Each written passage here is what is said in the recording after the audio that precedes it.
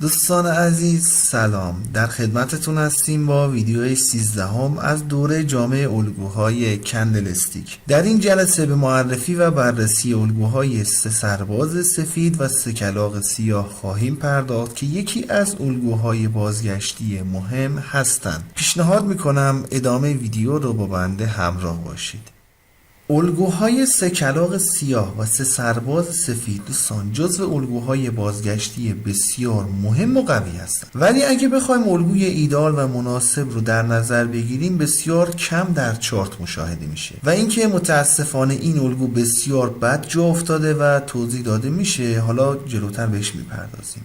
ابتدا از الگوی 3 سرباز سفید شروع کنیم. الگوی 3 سرباز سفید دوستان در انتهای یه روند یا معاملات نزولی شکل میگیره که کندل اول یک کندل نزولی پرقدرت هست. اینکه رنج یا بدنه این کندل چقدر باشه اصلا مهم نیست. مهمترین مشخصه این الگو اینه که پس از این کندل نزولی باید 3 تا کندل صعودی پشت سر هم رو داشته باشیم. اوپن هر کندل باید درون بدنه کندل قبلی یا اینکه نزدیک به اون باز شده باشه. تا اینجای کار همه چیز روتین و مناسبه، تا اینکه مهمترین فاکتور الگو یکم کار رو سخت میکنه. مهمترین فاکتور این کندل ها که باعث میشه کمیاب بشن اینه که کلوز هر کدوم از این 3 کندل صعودی باید در بالاترین نقطه خودش بسته بشه. یعنی اینکه اصلا سایه بالایی نباید داشته باشه یا اینکه سایه بالایی بسیار کوچیکی رو داشته باشن. اینم به دلیل این قرار دادن که از سلامتی و صحت بازار سعودی اطمینان حاصل کنن. ولی اگه کندل دوم یا سوم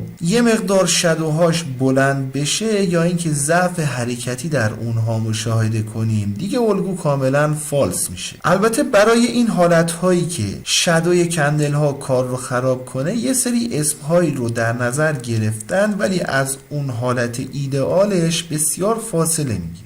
برای الگوی 3 کلاغ سیاه هم بالعکس هست. 3 کلاغ سیاه دوستان در انتهای یه روند یا معاملات صعودی شکل میگیره. کندل اول یک کندل صعودی هست، بعد از اون 3 تا کندل پشت سر هم بایستی کندل های نزولی مشاهده کنیم که اوپن کندل ها درون بدنه کندل قبل یا نزدیک به قیمت بسته شدن کندل قبلی باشند. و اینکه مهمترین مشخصه اصلی این کندل ها باید این باشه که کلوز هر کدوم نزدیک به پایین ترین قیمت کندل انجام بشه. در واقع ساده تر بخوایم بگیم کندل ها نباید سایه پایینی داشته باشن یا اینکه سایه پایینی بسیار کوچیکی رو داشته باشن. کلیات الگو دوستان بدین صورت هست، ولی اگه بخوایم الگوی اصولی رو در چارت پیدا کنیم در بازارهایی که نوسانات بالایی رو دارن مثل فارکس یا ارزهای دیجیتال این الگوها خیلی کمیاب هستن. یعنی اگه اندیکاتور این الگوها رو در تریدینگ ویو روی چارت بندازین خیلی کم الگو پیدا میشه، چون به هر حال یکی از این کندل ها یه سایه کوچیکی رو خواهد داشت. به همین علت دیگه اندیکاتور رو براش در نظر نگرفتیم. این جلسه هم دوستان فقط در باب آشنایی اصولی با این الگوی کندلی در نظر گرفته شد. متاسفانه در اکثر منابع هر جایی که 3 تا کندل صعودی یا نزولی پشت سر هم ببینن اون رو به عنوان الگوی 3 کلاغ سیاه یا 3 سرباز سفید نامگذاری میکنن که کاملا اشتباهه. عرض کردم خدمتتون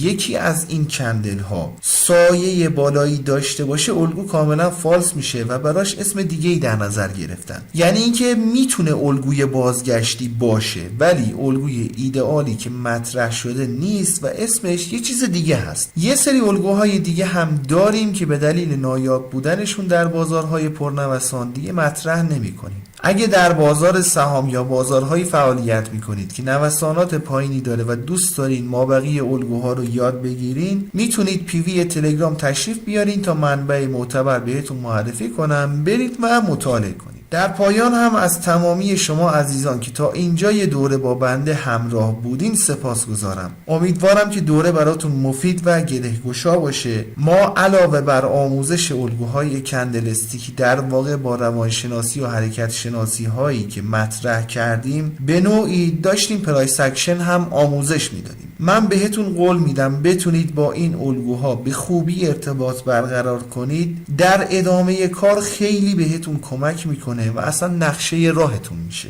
دفتر الگوهای کندلستیک هم به یاری خدا و همراهی شما عزیزان به پایان رسید، ولی حکایت همچنان باقی است. انشالله که براتون مفید باشه. رو قول نمیبینمت دوست من.